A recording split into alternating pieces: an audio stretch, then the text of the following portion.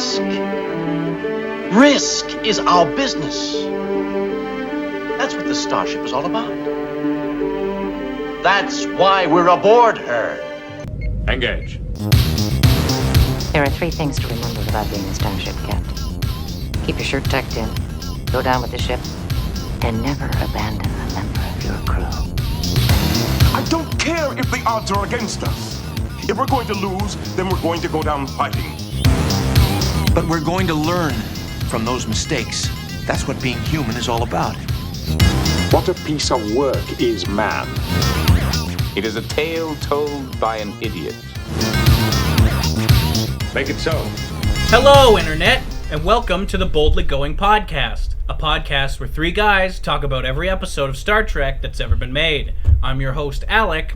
I'm Bailey. I'm Ethan. And this week, we're back with a classic, The Naked Time. Folks, Bailey is back with us this week. He is going to be back with us for a while. We're sorry about the MIA, but we're all back together. The band is back together. Absolutely. And much like the crew of the Enterprise, we will hopefully not be seeing many new faces or rotations this time around, because we got a bunch of new critical crewmen in this episode, and by a bunch, I mean 2. We have the first appearance of Kevin Riley.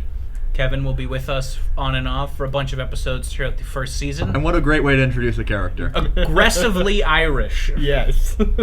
And this is the first appearance of Gene Roddenberry's mistress, soon-to-be wife, Michelle Barrett, playing the first of many, many roles. No, the third of many, many roles she'll be playing in Star Trek over the course of her long history with the franchise, because this is the first appearance of Nurse Christine Chapel. Michelle Barrett was first in the original pilot, The Cage, playing the number 1, the first officer for Pike, and the suit said, no one will buy a woman first officer, so they canned her.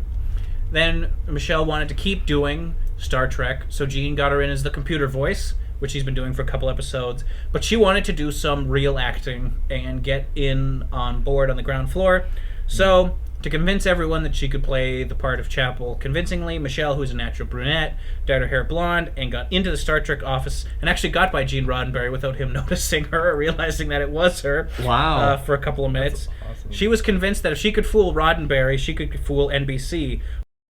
But, according to Herb Salo, when the first footage of Nurse Chapel graced their executive desks, NBC executive Jerry Stanley went, well, look who's back. I got nothing against Michelle. I think she is a perfectly fine actress, and I think Chapel is a perfectly fine character. And she also has a nice, fine introduction for herself. So before we get into the episode, as we like to do, let's give a little bit of a brief overview. Bailey, what are your brief thoughts, kind of spoiler-free, on Naked Time? I really liked it. I really enjoyed just its overall connection to exploration of space and what that means for new vessels heading out further than they've ever gone before. I really liked it. Ethan, what are your thoughts on The Naked Time? I thought there were some great investigations into just personality. It's always nice when you have like a pseudo-drunk effect in any show, because you get to see the extremes of character. We have some very great Spock moments in this one. It's just a fun episode. I'd say that this feels like filler in many ways, which doesn't necessarily make it bad, but it's been the first one that's legitimately just felt like something to extend time. And I'll say that before we get into it, that endings matter, and especially endings that are not particularly well thought through or have implications that never get followed up on or have sort of bear things in mind. We'll call it the Last Jedi effect, but we'll talk more about it when we get there. Yeah. As for myself, I love The Naked Time. To an extent, I do agree with my co-host, with Ethan, about the ending, and for those of you who've all seen The Naked Time, which I imagine is, well, everyone who listens to a podcast where you just talk about the episodes, you know that ending with the cold matter and the weird backwards chronological effect, i.e. the pointless time travel. It does bother me, but not to the same effect that the incredible ugly baby does in Corbomite. We'll get into that when we get into it. So this episode aired on September 29th, 1966. It was the 7th episode produced, and it was the 4th episode aired. So after Mantrap, Charlie X, and Where No Man Has Gone Before, you had this episode. So you did have enough time to get to know the crew, which is very important for this episode. It was written by John D.F. Black, who, this is the only episode he wrote for the original series. He did, however, write 2 TNG episodes. Black didn't write much more because he didn't get along with Roddenberry very much, because Gene rewrote his script behind his back without telling him about it, and that made Black pretty mad. So they didn't get along super well. Black was involved as a script consultant in an executive position, but again, he wound up leaving, I believe, shortly before the end of the first season. I'm not 100% locked in on that, so don't quote me on that. This episode was directed by Mark Daniels. He's back, ladies and gentlemen. The high-quality director of The Man Trap returns. This will be the second episode that he has directed. And this is the first episode of Star Trek that's going to get a nomination for a Hugo Award. This episode was nominated for the Hugo Award in 1967 for Best Dramatic Presentation. It did not win, but it did receive the first of many Hugo Award nominations that Star Trek would receive. The book Star Trek 101 by Terry Erdman and Paula Block lists this episode as one of the 10 essential episodes from the original Star Trek series. George Takei, in his autobiography To the Stars, says this is his favorite episode. Leonard Nimoy mentions after the airing of this episode, his fan mail went from 12 pieces per week to thousands of pieces per week. There's, if you've watched the documentary For the Love of Spock, which was put together by Adam Nimoy, it's very, very good. It's on Netflix right now at the time of this recording, 2019, September 9th. It's very good. I highly recommend it. But they talk about how he wasn't expecting anything to happen, so his phone number was still in the phone book, and his address was still in the address book.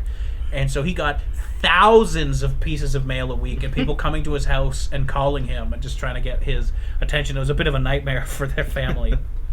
And this was another one of Roddenberry's top 10 episodes. So this episode is very highly regarded, both among the community and among the crew who worked on it. And that makes the first season pretty heavily weighted in terms of favorites for people. Yeah, we can get into this just a little bit. The original series is generally regarded to decline in quality among the 3 seasons, with the first season being very strong, with a few clunkers, the second season being kind of a mixed bag, and the third season being mostly a garbage fire with a few good episodes thrown into it.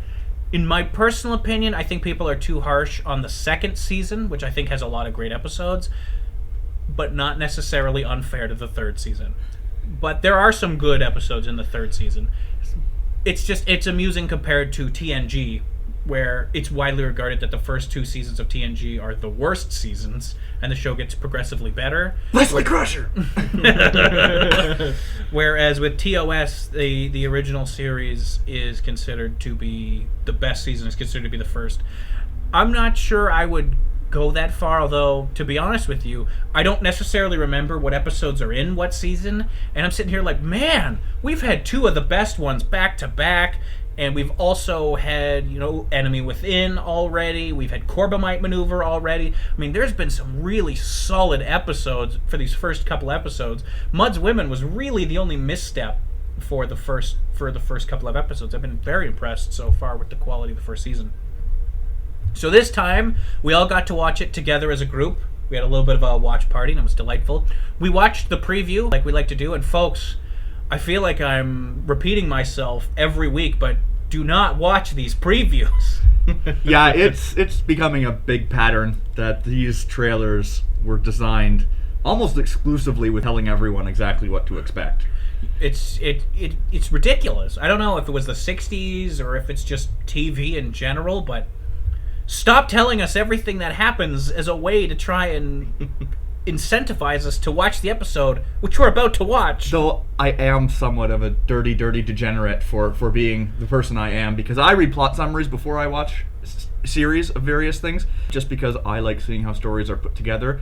And yet, I still feel like when you're dealing with an average audience, I'm what you'd call an outlier. So I wouldn't design trailers for me. I would design trailers for the average person who probably wants to go in blind. I can respect that. We open up on the planet Psi 2000, which is a very old planet at the end of its lifespan, because its sun has burned out.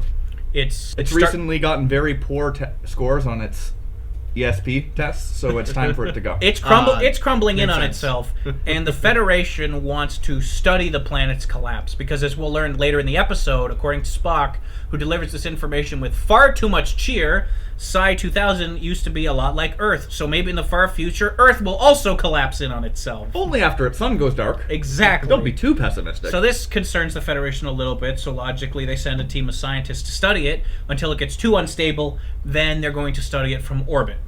We have a captain's log from Kirk explaining the situation, but no star date attached to it, which I just found a little odd that he doesn't give a star date. Don't worry, we'll get it later.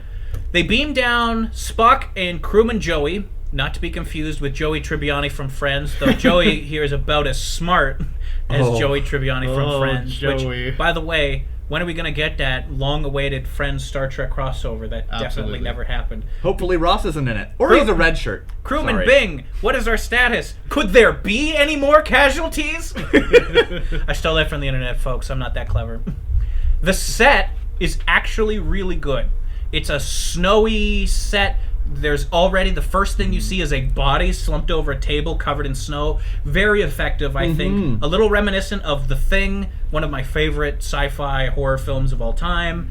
And then we see Spock and Joey beam down. What are quite possibly some of the worst design costumes to have graced Star Trek yet. So, do you know what the environmental suits were made from? Trash? Close. No, give me a...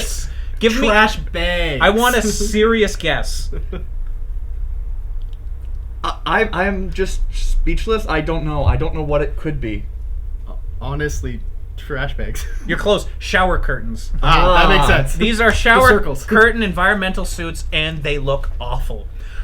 Because I was wondering what could have simultaneously created such a plasticky appearance and the simultaneous presence of what appeared to be fake embroidery over clear sections. So I was legitimately unaware of what it could have been. But now that you say it, it's super obvious. Yeah. Yeah, Also, it's- in-universe design is, it's just... I normally give a pass to Star Trek on costumes because of the budget, but for goodness sakes, these are terrible.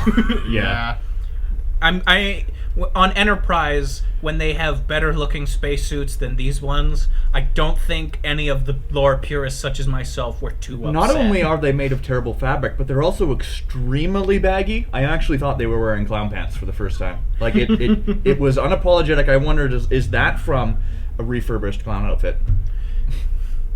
I mean, I think that would work better than their hazmat suits that they have with giant holes and so gaping problems. Right out of the gate, we have a very serious tone that is a little let down by the costume, but I think it's still fairly stark because Kirk says, we're being down to pick up some scientists. Yeah. Standard Star Trek stuff. And then boom, they beam down into the middle of the control room. It's full of snow. There's a dead guy slumped over the chamber, frozen to death. Yeah, and just like high definition didn't help these radiation suits, it also doesn't help some of the other props in the set. Yes.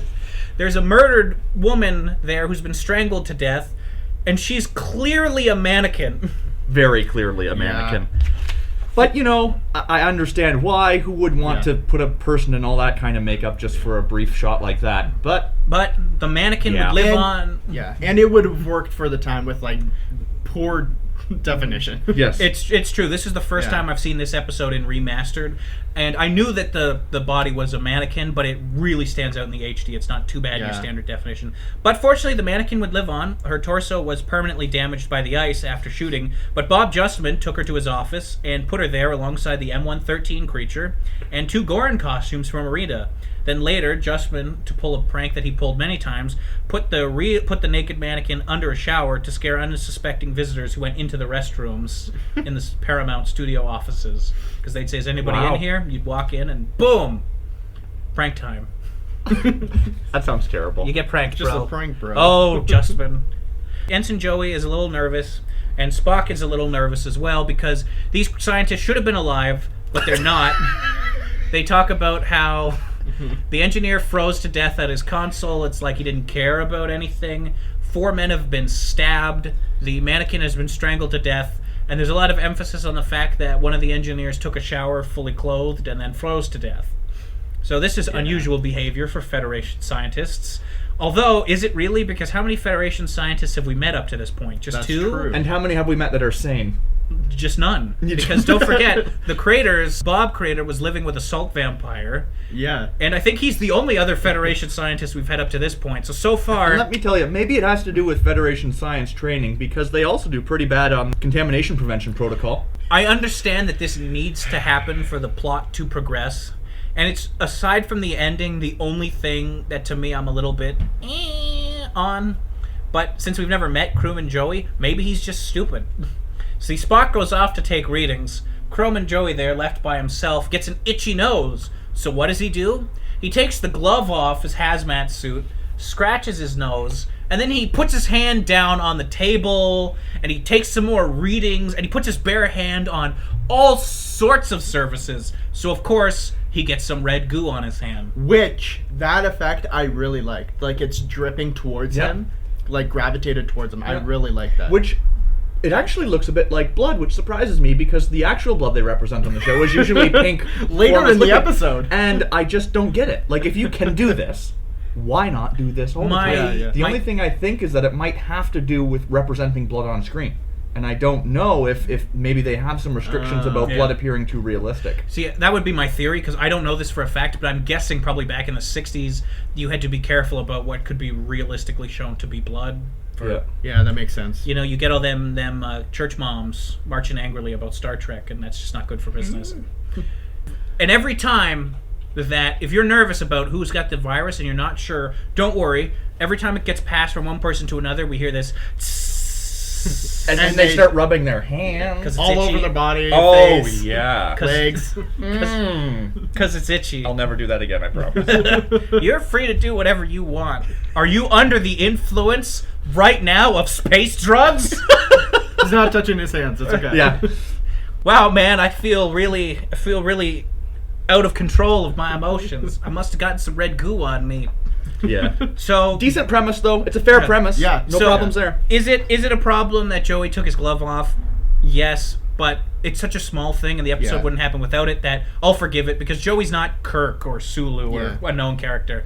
Spock is smart. He does everything right. After the two of them beam up, they get onto the Enterprise, and Joey is going to step right off because he's not that smart. But Spock orders a full decontamination because, as he pointed out on the planet's surface when he radioed Kirk, we're not sure what killed all these people. It's like nothing we've ever Yeah. dealt with before. Yep, and to their credit, I mean, it's the right thing to do, but in a moment of either intentional or artificial brilliance, decontamination probably only impacts what's outside the suit, not what's under it, and Yeah. decontamination only works if your initial people on the planet weren't absolute idiots. Exactly, because the virus is trapped inside the suit with Joey so it doesn't get scrubbed. Kirk sends them down to sickbay anyway, just to be double-checked, because, again, our main characters are behaving like competent Starfleet officers.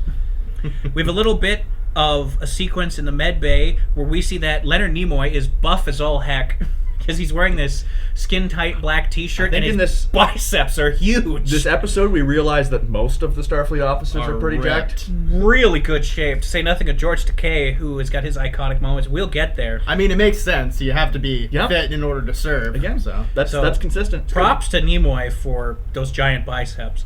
He gets his readings on the lab bed from McCoy, and McCoy talks about how your blood pressure is non-existent. If you can call that, is 241. if you can call that green stuff blood. Little Which bit is unprofessional from a doctor. It's okay, Just though. saying. Especially a space doctor. Spock bounces right back by reminding McCoy that the fact that they're physically different pleases him to no end. Kirk comes in, and he's like, well, is everybody doing okay? And Joey's acting a little bit weird. He's seen the people. Yeah. He's really upset by this. Yeah. And he's wondering, he says, it's awful. 6 people died. Why are we out here? And Kirk kind of brushes it off like, we've all been there. Kind of nervousness, but it's not a big deal. And one thing I want to add here before we get too far is that sometimes I have ragged on the representation of space medicine. I think that this episode does a much better job, and especially in two scenes, about representing the advanced nature, but also the limitations of what their medical technology is. I like a point that Spock brought up, that tricorders can't record what they aren't programmed to detect, and that's good, because otherwise things can be a little hand-wavy when Yeah. you're dealing with adventures in space. A quote that I put down was, "Space still contains infinite unknowns," and I I was like, That's in yes. the briefing situation where Kirk is trying to figure out what's happened. Yeah. Because Joey is sent to his quarters to rest. Also in this scene, we have our first appearance of Nurse Chapel showing up, doing Nurse Chapel things. She'll be more important in the episode as it goes on, but she's there. Yeah. Scotty is also there in that scene, and we noticed that Scotty was not in the last episode at all. Sad. Also, Janice is back. Yep. She has a Janice. very small role early on right now, but Janice will continue to be great. Don't worry, she'll have some good moments in this episode. So we cut from the med bay to briefing room, and Kirk wants to know what the heck is going on, because the situation that they're in it's a precarious situation. It's not a incredibly dangerous situation unless, say, all your senior crew officers are suddenly mysteriously space drunk. Because as the planet is collapsing, and now with the scientists dead, the Enterprise has to take these readings. They have to stay in orbit as the planet is collapsing to get the readings as the planet And collapses. they even do specify it has to be a tight orbit, which is going to set up the problem of the future part of the episode. Because- which is good. You have to do that. And it's a solid little premise. And to me, the sometimes you have a bit of a problem with the trope is called porn movie plot, where it's what is this goofy situation to get us here. I have no problem with this situation. It feels very space sci-fi science, and I like it. It works. Kirk wants to know what's going on. McCoy hasn't figured it out because McCoy never figures it out until the third act. And Scotty says, well, don't worry, we'll get you out of here in half a second because my engines are the best. I'd stake my life on it. As long as none of the senior bridge crews start taking showers in their clothes, we should be fine. And to be fair, none of them do. And they do turn out fine. It's so true. Spock speculates that the victims seem to behave drunkenly, as if freed of inhibitions. Yeah. There are no drugs or liquid required. This is the scene where we have the line about the infinite unknowns. Kirk is concerned about everyone being safe, but everyone seems like it's relatively okay. He says, could this affect us on the surface? And Spock and McCoy both agree that it probably can't because, they followed all the contamination protocols to the letter. If only. Then we cut to our first appearance of the rec room. And our first appearance of 3D Tic-Tac-Toe! That's right, folks. There is the 3D tic-tac-toe board in the rec room next to the 3D chessboard. And for those of you who thought it was 3D checkers, how dare. And for those of you who think you're a mega fan of Star Trek, you probably didn't even know about the 3D tic-tac-toe board. I didn't learn it from Big Bang Theory, so... Yeah. Well, that's because 3D tic-tac-toe will die very quickly. Yes. But if you did know that, by all means, congrats to you. You definitely knew far more than I did before this episode. Because the two crewmen sitting there next to 3D tic-tac-toe are not the brightest bulbs in the basket as they continue to be. They're the peanuts in the peanut gallery. Also, so this is our first appearance of the rec room set. It looks great. Yeah. This is also first appearance of the plate space cover. There's going to be so many firsts in this episode. And this is the first appearance of the food replicator, I believe. Because Joey goes to get himself some food, and it comes out in a little replicator, and it's great. He is sweating a lot, very nervously, continues to be kind of weird. And then Sulu appears with the first appearance of Lieutenant Kevin Riley. Sulu has the best friends. He basically has the best whatever it happens to be at the moment. And he's just such a fun character. Sulu is great. He's one of those characters that is like, he doesn't seem to do much, but everything he does is just delightful. He's just so lovable, just in general. So he's trying to convince Riley to take up fencing. And Riley goes, last week it was botany, which is a lovely little callback from the era that this was written, because last week we saw Sulu's botany lab. And especially watching in production order. And knowing how that as those things are introduced in the scripts and brought forward, it might be a little different if you were watching just by release order. I don't know about that one, Alex. You know the detail on that. Because obviously I believe this episode... it still works, because this episode aired after Man Trap. So regardless of whether you watch this in production order or air order, it's a nice little callback. We know Sulu is a botanist. He tried to get Riley into botany, but Riley wasn't having it. So now he's trying to get him into fencing. He says, Riley, it's good for you. It gets you in shape. And you learn how to sword fight. Helps your balance. You tell him, Joey. Joey gets all aggressive with Sulu. He says, you don't have pointed ears, so get off my back! And credit to the guy who plays Joey. I actually wrote down, I think he does a pretty good job with the scene, because he has this emotional breakdown right in front of them. Yeah. Sulu and Riley are like, what the heck's going on, dude? And he gives this panicked rant about how they're not supposed to be in space. The questioning of their mission. Yeah. He said man was supposed to fly, he'd have wings, and if he was supposed to be in space, he wouldn't need tubes to breathe oxygen. All those people died. We're polluting space. He pulls a knife on them. He takes his dinner knife, which we assume is sharp because future cutlery, and he pulls it on Sulu, and and Riley. Everyone else just sits there not doing anything. Yeah, I mean, it's a speech Icarus would approve of, but when we deal with the actual situation, you can tell that he's sort of very unhinged at this point, because he is very aggressive towards himself, has the knife pointed inwards, and that's when the boys jump him. They try to stop him because Joey decides he doesn't want to live anymore, tries to stab himself. In the scuffle, Riley makes skin-to-skin contact with Joey, gets the infection on himself, as does Sulu. They both make skin-to-skin contact. And despite their best and most valiant efforts, Joey falls on his knife and stabs himself, and they call for sickbay. With no wound hole in the shirt. And of course, pink blood back there. But hey, I think we've already talked about that. It works. We cut back from the commercial break, and we have two scenes that are intercut with each other, and I figure we'll just talk about them separately for the sake of convenience. On the bridge, Kirk and Spock are reviewing the psych profile for Joey. They determine that he was a person who had some self-doubt, but never to this degree. This is something that did exist, but he always had it under control. In the med bay, in a scene that when we were watching I thought would make Ethan happy, we have a good display of future medicine. They even have decent sterile procedure. They have their gloves on, which by the way, this is one thing I'll bring up now because it sort of takes place through the rest of the episode. Bones technically has skin-to-skin contact with some of the individuals. If Bones had actually kept on a pair of gloves throughout most of the episode, especially when he thinks he's dealing with a foreign agent, it's a small detail, but it's something that could have been there. Does it matter? No, not really. But I do give a lot of props to this surgery scene. It's a lot of fun.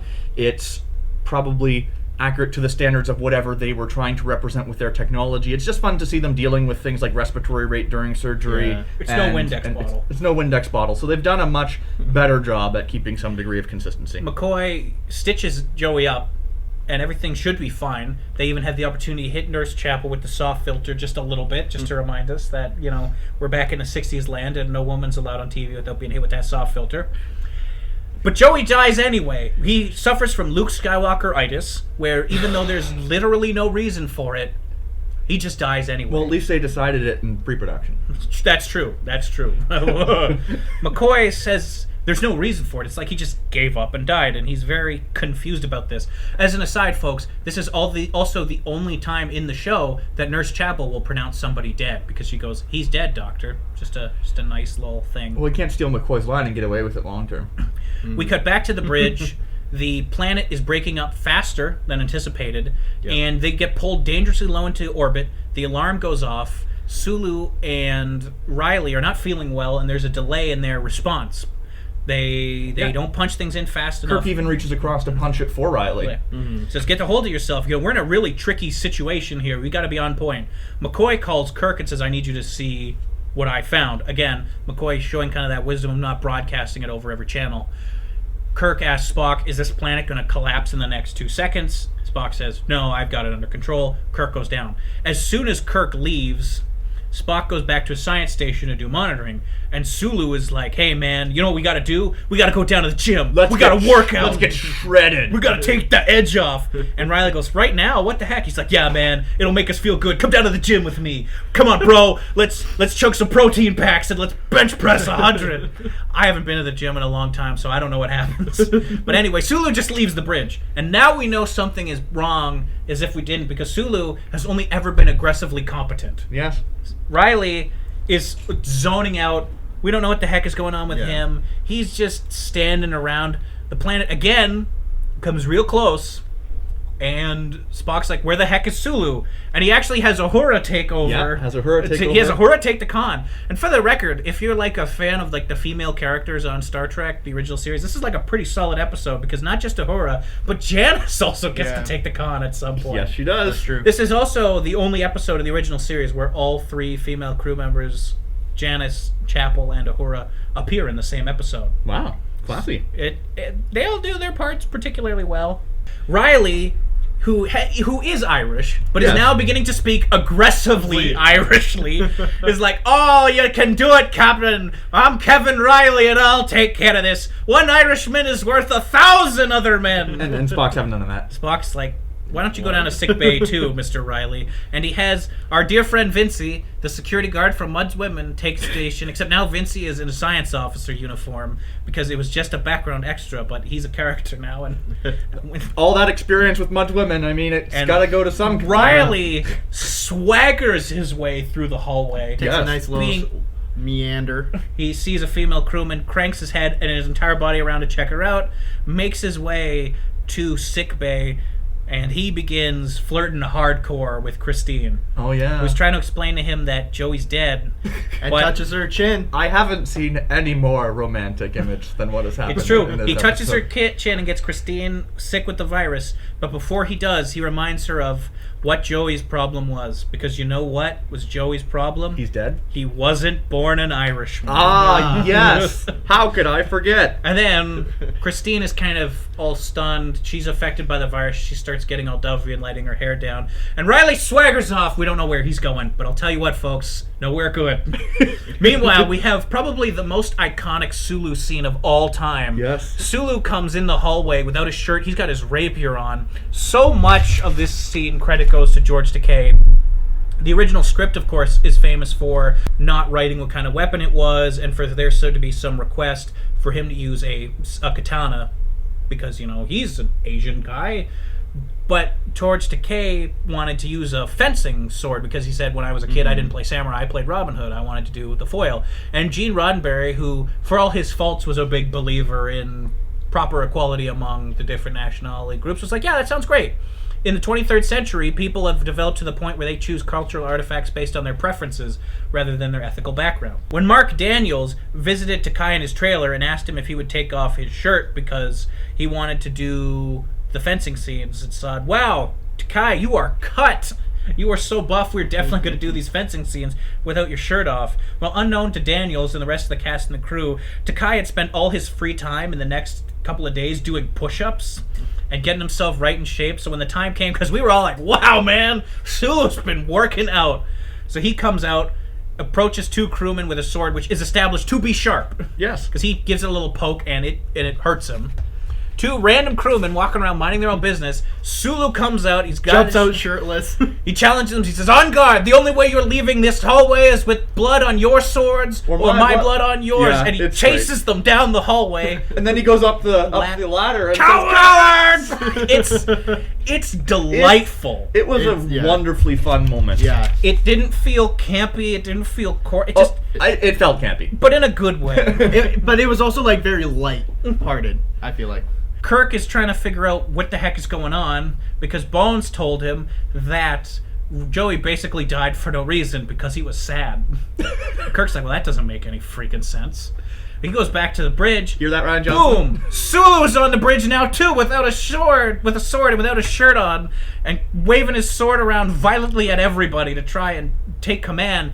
Kirk says, "Sulu, put that down," and he gets poked a little bit again, establishing that this is a dangerous weapon. And Uhura, she knows her super effective moves because she pulls out charm on this one. And he sees that Uhura is kind of being a little flirty with him. He says, "I'll protect you, fair maiden." And because Sulu, he's the swashbuckler. He's the roguish hero. And he throws her into his arms, calls her fair maiden, and she says, "I'm neither." Which, I don't know how they snuck that line back through the censors in the 60s, but I love it. It gives Uhura so much character. It was great. It was a good moment.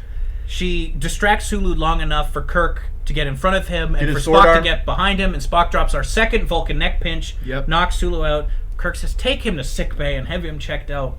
Then they sink further. Situation gets worse because now they're going deeper into the planet. Because engineering overrides control. Because earlier in the episode, Kirk said, "Scotty, we need to tie all our controls into engineering because we need to be able to do everything on a dime."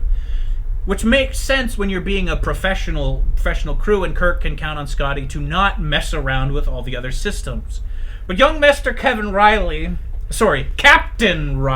he's done a tricky thing.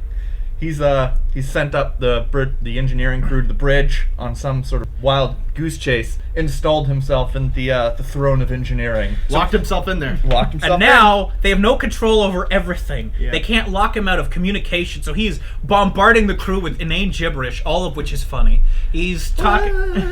I consider Riley to have been one of the more grating aspects of this episode. But he's that way on purpose. He is, but I didn't like it. Too bad for you, because I thought it was just hilarious. But again, different strokes for different strokes for different folks, people. Because when Kirk tries to call engineering, he gets Riley instead. Riley explains that he's the captain now, Uhura is unable to get the broadcast off, and Riley begins singing "I'll Take You Home Again, Kathleen," horribly off-key over and over and over again. Yeah. Which leads to some of Shatner's best acting when later he goes, "Please, not again." Makes this horrified face at the possibility of listening to I Riley. empathize. He rushes down to engineering, leaving Spock in command of the bridge again. A lot of Spock in command, which as a Spock fan always makes me happy. Scotty's there. He said, "Scotty, what the heck's going on?" He says, "Well, Riley said he needed you, so when we went out, he locked himself in, and we can't get through because he sealed all the bulkheads." But let's be fair, a lot of things that Riley wants to do are pretty reasonable. He wants to have a dance, he wants to have double portions of ice cream, and Uhura... For everyone! Except everyone. for Uhura, because she tries to cut off his yes. communication. So Uhura is not allowed to have ice cream. And we find out that the Enterprise has a bowling alley on it. He says there's a bowling alley. I don't know if I believe him. Friends, I have the official blueprints that were published at some point that were borrowed from my dad when he was a kid, and there is a bowling alley on the Enterprise. I have to One see of it the to decks. believe it. And he wants all the female crew members to wear their hair down loose and not to put on too much makeup, because ladies, you're beautiful the way you are. And I think that's a nice sentiment. So thank you, Captain Riley. I'd follow you to hell and back. Obviously, this is a problem. Scotty sends one of his assistant engineers to, quote, his office for the plans. And that's kind of a neat line that references the fact that Scotty has an office, so that never really comes up again. And also that there's consistent, like, dedicated blueprints for the ship, where they Yeah. don't just jump in and start cutting into walls. They're like, we have to actually know where we're cutting to not make the ship explode. It's Which like, causes okay, a good nice. deal of the tension, because Scotty can't just start cutting through holes in the walls, he explains to Kirk, or they'll blow themselves up. But they also only have, I think, 20 minutes before the ship collapses into the planet. Yeah. It's a dangerous race against time. Yeah. Scotty does get into the Jeffries tubes, the first time we see those, and he does manage to bypass a few circuits to get engine control back up to the bridge so they can at least stabilize their I never orbit. knew Duplo could be so useful. Honestly, I really like that sequence because it shows, again, Scotty being good at his job. Yeah. And Scotty is, again, one of the only people in this episode who's not affected by... It's true. Maybe it's because he's constantly pounding whiskey between shifts. Yeah. And so it takes a lot more than a little space juice to get him drunk. Because even our stalwart captain and his first mate are going to start feeling the effects in a bit. But it brings some of the best acting in the whole episode. So they are able to get a degree of stability, but it won't last, and the Enterprise will crash in 20 minutes without power. Spock is sent by Kirk around the ship to try and get some progress done and to find out what's going on with McCoy, because McCoy is trying to find a cure. Yeah. This is the first episode, as an aside, where we'll see McCoy use a hypo spray, which is another one of those little facts. This episode is full of firsts. Spock gets into sickbay. McCoy's gone because the rest of his staff have been affected by the virus and can't do their job, so now he's got to do everything himself. But I'll tell you who is there. Nurse Christine Chapel. Christine. And she is mad in love with Mr. Spock. This is a delightful little scene. It starts off kind of that iconic, really the only motivation that Chapel has in any of her future episodes. But it's there. I feel like, I guess, Abrams never watched The Naked Time, because I'm just going to go on a very short little tangent. By all means. I understand that it was a different time and there was less emphasis on, say, equality of the number of characters based on gender. Abrams doesn't bump up Christine from a supporting character to a more prominent character in his films and then give her and Spock the dedicated love story that, well, Spock and Chapel never really, because of Spock, they never had a, but she was in love with him in the show. That's a big part of her character. And it's implied that he is to a degree sad because he can't have love because he's a Vulcan and he's a proper Vulcan. Which, by the way, she's the first person to actually call him a Vulcan. Yep. And now we've established that is that. So I don't know why Abrams didn't just make Christine a more prominent character in Especially his film. since Uhura and Sulu seem to hit it off a bit during some Right? of the episodes. I think that they'd be seems kind of like cute together. Yeah. Ah, well. It's just the way things are. But it's just... Abrams is Abrams. I mean, I'm sure we'll touch on this again, that Abrams doesn't really know Star Trek, but it's not important. Christine talks about how the men of Vulcan treat their women strangely, but Spock, you're half human, you wouldn't do that, you wouldn't hurt me. I'm guessing she got out of a bad relationship, and she touches Spock's face, and we can hear that sound effect, so we know it's affecting Spock. And as later lore will establish, Vulcan emotions are, to a degree, actually stronger than human emotions, and that's why they fight so hard to keep them repressed and organized, which is another big thing we owe to Leonard Nimoy, because he always played the character not as someone with no emotion, but as someone who always had his emotions completely under control. And so he has to start fighting this facade, and he does say to her, I'm sorry. I'm sorry. Because she tells him she's in love with him. She wants to be with him.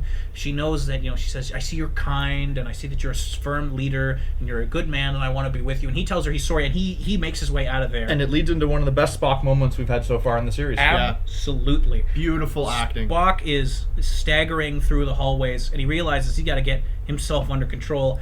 Again, we have a lot of scenes cutting back and forth, but I think for the sake of simplicity, we'll just handle them one at a time. Yeah. So Spock goes into one of the side rooms, and he's fighting with himself. He says, I'm in control of my emotions. I'm in control of my emotions. He cries. It's wonderful. He starts trying to do math to bring himself together. He can't quite get it together. We hear the lament he has that he can never tell his mother how much he loves her and how much she means to him, because he's an emotionalist Vulcan and he's not allowed to express his love for his mother. And when Kirk arrives later, which we'll get to in a couple minutes, the scene is even better. There's even more of it, but Leonard Nimoy does a terrific job. And this is another sequence about Spock that we owe a lot to Nimoy, because according to Nimoy's biography, I Am Spock, the scene here was supposed to have been a simple sight gag, where one of these drunken crewmen wandering through the halls painting on walls was supposed to have painted a mustache on Spock, and it gave him a breakdown. But Nimoy fought hard to have a deeper scene for Spock that would preserve the character's dignity. And I think this really does that, because a lot of this episode has humorous elements. Like Sulu's scenes, they're fun. Yeah. This is not a fun scene. This is a very deep, powerful scene where Spock fights with it. And it's a good contrast to Sulu's scenes. Yeah. And so, according to Nimoy's biography, what he said was, quote, it's emotion versus logic, love versus mathematics, grief versus pi r squared. Based on that bit of information, John went back and wrote this marvelous scene for Spock that now appears in The Naked Time. There was only time for a single take because they made the change on the fly, and you know what? That was a one-take scene. That was Nimoy's first and only done of it, and he just nailed it. Absolutely. It's a beautiful scene. Kirk is trying to get control of the situation from his ship. Janice is trying to get up to the bridge because love-struck crewmen keep harassing her. Actually, earlier she calls for Spock to help her clear the way. Twice. Because Janice, man, she is on a roll in these episodes. Yeah. She gets up to a bridge, and everyone is useless on the bridge. So Kirk has Janice take the helm because no one can do it. Kirk is trying to fly the ship basically by himself. If you understood Kirk's relationship with the ship over the last several episodes and how close he is to the Enterprise, turning that ship over to Janice makes sense. What a bold move.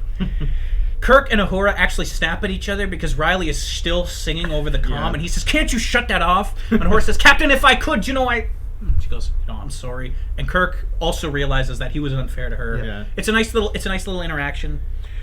Scotty has made a terrible realization, however, because they do manage to get into the engine room. Yep. Scotty cuts through with a couple minutes to spare. He's not too worried. Kirk is there with them. Spock is nowhere to be found because he's fighting with himself at this point. And I didn't say it before, but I'll say it again. I literally got chills watching that scene when he says, "I'm in control of my emotions," and he punches his hand. Kirk goes down with Scotty to the engineering room. They get inside. They corner Riley, who says, "No dance tonight." Kirk says, "Get him out of here."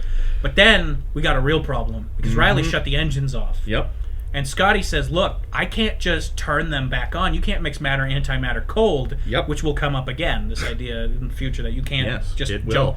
Which I meant in future episodes, not just in this one. The idea you can't just jumpstart them. So he says, "Captain, we need 30 minutes to prime these engines." Kirk says, "We're going to crash into the planet in 8 minutes. Scotty goes, "I can't change the laws of physics.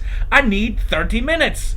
So basically, now they're screwed. You can tell it's getting to be a very serious situation because it's visually represented by, on the screen when they're viewing the planet, not only is the planet up close, but you actually see the heat indicators on the side of the screen.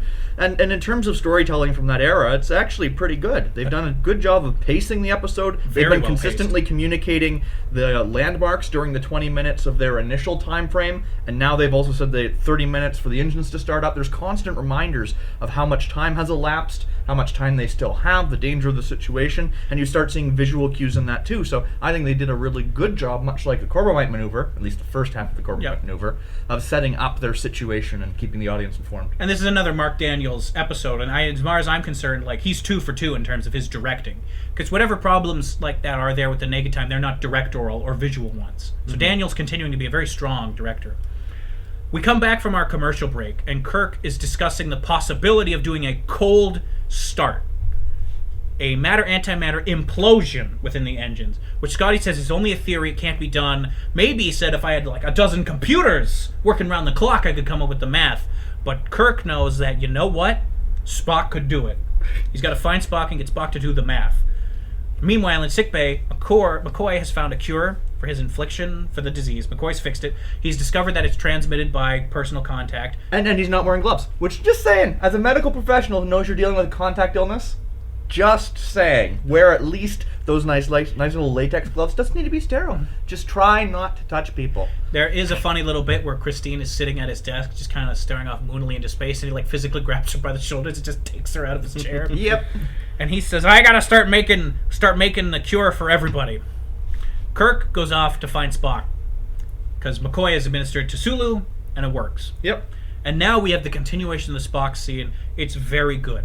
Because Kirk comes in, he's like, "Spock, we gotta go." And Spock looks up, and he's tormented. He talks about how he can't love his mother, how he's starting to fall apart. And Kirk slaps him across the face real hard. Tries to smack some sense into him. And he says, "Spock, get a hold of yourself." And we have this great little moment where Spock says, he looks at Kirk and he says, "Every time I feel friendship for you, I'm ashamed with myself."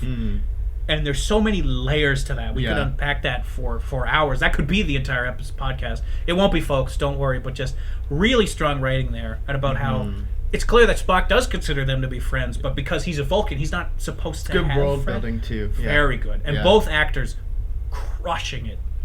Kirk is a little annoyed. He smacks Spock again and again, and we've realized now that because Kirk has smacked Spock, he's gotten the disease on himself. Spock has had enough of this, and he shows that superior Vulcan strength, and he backhands Kirk across the table. Yep. Knocks him all the way to the ground. Kirk's actually got like blood all over his face now, which actually looks real okay. blood, not pink blood. Maybe it was one of those things like when DiCaprio was in on Django Unchained and broke that glass in his hand and cut himself for real and kept going, and they didn't give him an Oscar for that. Workplace safety. Maybe this was like Kirk's DiCaprio moment. Spock is very upset about the fact that he doesn't have love in his life. Yep. Then Kirk, who is now affected, he loses control for a few moments and delivers this brilliant speech about, I says, "Spock, maybe you're better without love. This ship, she takes everything from me. I can't have a personal life." He says, "I have a very beautiful yeoman." Call it back to Janice. He says, "I'm allowed to notice her, but there's nothing to be had. No walks on the beach, no family. She, the Enterprise, she takes it from me. She takes everything from me." But what a beautiful woman the Enterprise is. What a beautiful woman she is, especially in the HD remaster. Spock continues to insist that it's just a theory, that it's never been done. But between the two of them kind of ranting and raving, they both make a physical effort, and you could see it brilliantly on both actors. They physically force themselves to regain control. Both Kirk and Spock are like, "Well, we have to do what we have to do." And Kirk looks and he says, "I'll never lose you. I'll never lose you," to the ship. And it's a great little, it's so good. "I'll never lose you." It speaks to the character's willpower and why they are in the positions they are in the ship.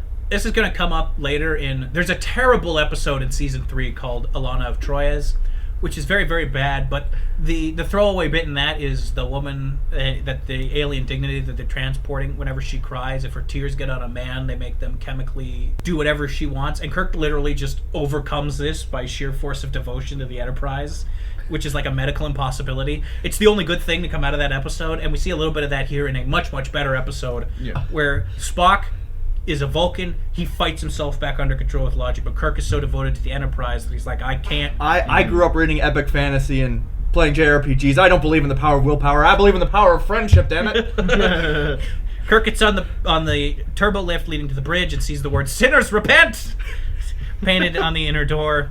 But he wipes away the blood from his mouth. They go Which, up, to be fair, is consistent because there was the one guy who went crazy. The guy that one of the two guys that Sulu was approaching. He's the one that goes crazy and has the paintbrush. He's been and painting all on over the ship. everything. So yeah, So the Enterprise janitor is going to have to clean this mess up. So he's been a busy man. Will continue to be a busy man. Kirk makes it to the bridge. Spock goes down to engineering to talk with Scotty and solve the problem of the implosion. As soon as Kirk enters the bridge, McCoy tears his shirt to expose his bicep, jabs him with the cure and the hypospray, and it takes effect almost immediately because we do see Kirk look over at Janice, who's next to him. She doesn't see him, and he kind of reaches out his hand for her, but then like on his own he pulls it back. Yeah. And he says, no walks on the beach, and she goes, "What are you talking about?" Well, this is interesting because of all the episodes, this really does show that we've talked about it before to a smaller degree, how Kirk isn't quite the womanizer that's portrayed in a lot of the commentary on Star Trek. Yeah. This one shows it very upfront that Kirk is, while he does have feelings for Janice, this is the complicated thing. I'm sure we'll get into a Woman of the Day story at some point, but like up until now, the series has been pretty consistent in showing that while he has those kinds of romantic feelings, he is being responsible and that's professional. Professional, and it's different from what the popular conception of him is. I'm sure that there'll be challenging moments to that in the future, but for now, we'll leave it at that. And we do get this little peek that Kirk is a little lonely, but it's like kind of that old saying is, lonely is the head that wears the crown. Like Kirk, well, he's much closer to the crew than Picard is. I think Picard has always kept himself kind of distant in a sense. There is still that degree of, he can have friends, but like he can't really have a wife or a family. And that trope is not going to really be challenged until Deep Space Nine, because Sisko was kind of the first captain to try and have a family, and I really like that about Sisko. Anyway, they do the implosion and nothing happens and the episode ends, and we definitely don't have to talk about the last 2 minutes that make no sense and add nothing to the plot. Oh wait, I guess we do. Yeah, we do. So, of course, Spock does the math, because Spock is a math guy. They do an antimatter implosion that was supposed to be impossible, but they pull it off. They cold start, boom, the engines kick off, and they manage to get out of orbit just as the planet collapses in on itself. Yep. So it's like, okay, well, we're about done, but if you had been paying attention to your watches, you'd notice that there was like a minute and a half left. So instead of giving, say, Leonard Nimoy another minute for a monologue and then 30 seconds for a Sulu, Warp Factor 1, take us where we have to go next, which is a perfect ending for Star Trek, they decided, especially since the problem's already solved, because they've done it. They're we've gotten out of here. We're safe. But in the literally the last, I think, 2 minutes, they start to go backwards now in time because the implosion has sent them backwards in time through a warp. But then they turn the engines off and it stops taking them backwards. They play really dramatic music and it feels out of left field because as an audience we're already like, oh, everything's good. We've been over it. They play the dun dun dun dun dun. They play the same music track that when the GameCube logo was on the screen. And they go back in time 71 hours. Spock says, "We have 3 days to live over again." And Kirk says, "Well, not these days, Mr. Spock." Yeah. Sulu, take us to our next objective. Well, Joey's dead, so we can't do any stupid things on planets anymore. Joey is dead. But the planet is still exploded. Like, we don't see the planet reform itself before their eyes. Yeah. Well, let's just be honest about this. This is the moment that drives me up the wall. What has otherwise been a fantastic episode, in my personal experience, just comes to a bit of a screeching halt because the Last Jedi effect is in full swing here, where you introduce something that has major consequences on storytelling. That's never been introduced before. Never been introduced before, likely never going to show up in the future. It's so poorly defined that you look at it and you say, why isn't this used in the future? What are they trying to set up? What parameters are they putting on it? In fact, they even say, now that we have the formula, we can use it in someday in the future. That's what really hurts it. It's gonna... Otherwise, I could say this was just a fluke thing, this is da-da-da, or because they had also established that it could potentially be dangerous.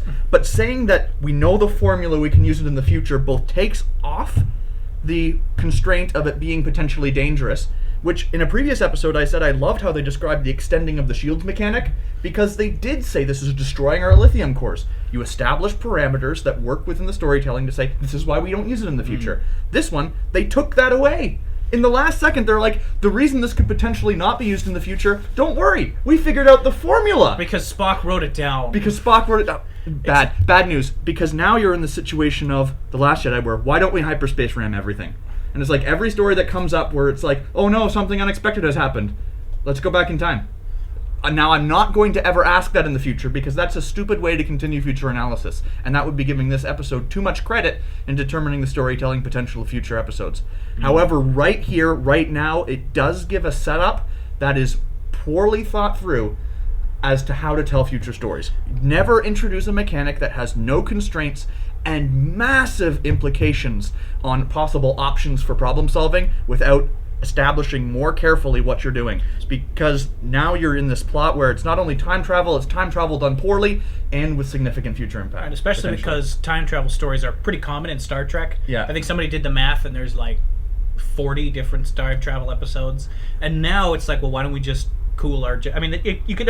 I guess it's worth pointing out you could probably only go backwards. It doesn't seem to affect the galaxy. It only seems to affect them because, again, the planet doesn't reform. Yeah. But again, how did that even... Yeah, it But brings how would up that too even many work? questions Because time is... more yeah, than answers. this is... Because how can they... Like, you Yeah. can't just go 3 days back yourself and the universe... Like, Because then you're not going backwards in time. Yeah. The point is, this is kind of disastrous. To me, it's not Clint Howard, ugly baby. There was no threat Yeah. the entire time. The degree to which this impacts you is very much based on your personal weighting to how much this feeds into It's very subjective. the story. It's a very subjective thing. So I'm going to be pretty straightforward. It's going to impact my rating of the episode a lot more than it does theirs. But maybe that's because I'm so sensitive to this, and one of my biggest pet peeves is time travel done poorly. So it's going to reflect in mine. Sorry about that, but...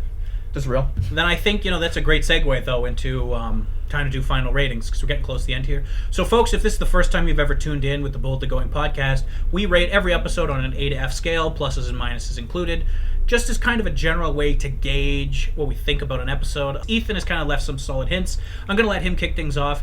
Let's do things a little bit differently. Yeah. What would you rate this episode without that ending? Yes. If it had an ending where Kirk goes, "Wow, close call. Warp Factor 1, Sulu, take us to the next thing." And then what is your overall ending? Yeah. Before I forget, I'm going to give an update on our counts. We did have an extra death of a crew member in this one, so we're up to 14 deaths. We had Kirk rip his own shirt, and what is probably an egregious use of ripped shirts. But hey, it's still there. It counts. That's up to 2. We have a shirtless Sulu, but not a shirtless Kirk, so that one does not add to our count, and Kirk, once again, does not have another woman to add to his tally. So we're still consistent on our counts with a few additions. 14 dead crewmen, 2 ripped shirts, 2 shirtless Kirks. 3 shirtless Kirks. 3 shirtless Kirks. So Kirk being shirtless for the vast majority of the episodes is still holding true to some degree. It's still holding true, at the very least, between ripped shirts and shirtless. As to what I'd rate this episode, I do consider this to have a lot of fun personality moments. I think that we've gotten to see a little more about what a lot of our crew members are like, at least when their inhibitions are removed. And that's just a lot of fun. It gives you a lot of moments to say, hey, I never thought of this character this way, or it's fun to see them in this kind of circumstance, and you get a lot of memorable stuff. There was some of the best Spock character development that we've ever had. Probably more than we will have for a while, because you can't throw stuff like this out all the time. It just doesn't work. But the episode was very fun as well. I still think it's a bit more of a filler episode, because ultimately it doesn't add much to the broader story, but that isn't always a bad thing. And I'd say that if I didn't factor in the ending, because of how strong Spock's character development was and just the funness of it, this is probably going to go in an A-. But for me, the egregiousness of the ending is such a significant factor, both in terms of future storytelling potential, although I won't talk about it in the future. It does limit them. It does give them something that sort of takes place at the end of the story where it doesn't contribute to the story, and it just adds too many questions and not enough result. So for me, bad time travel like this, especially when it's got so much of the Last Jedi effect, this is going to pull it down a full letter grade. So I'm going B-. B-. And I know that's particularly cruel, but nonetheless, it's how I rate sometimes. A little bit of it may be a little fickle, but I do feel confident that this has sort of offended some of my sensibilities, if I'm going to be a little honest. Oh, that's fair. And we know how you rate things, that a B is still, for you, a B is still like... It's an incredibly enjoyable episode. Mm-hmm.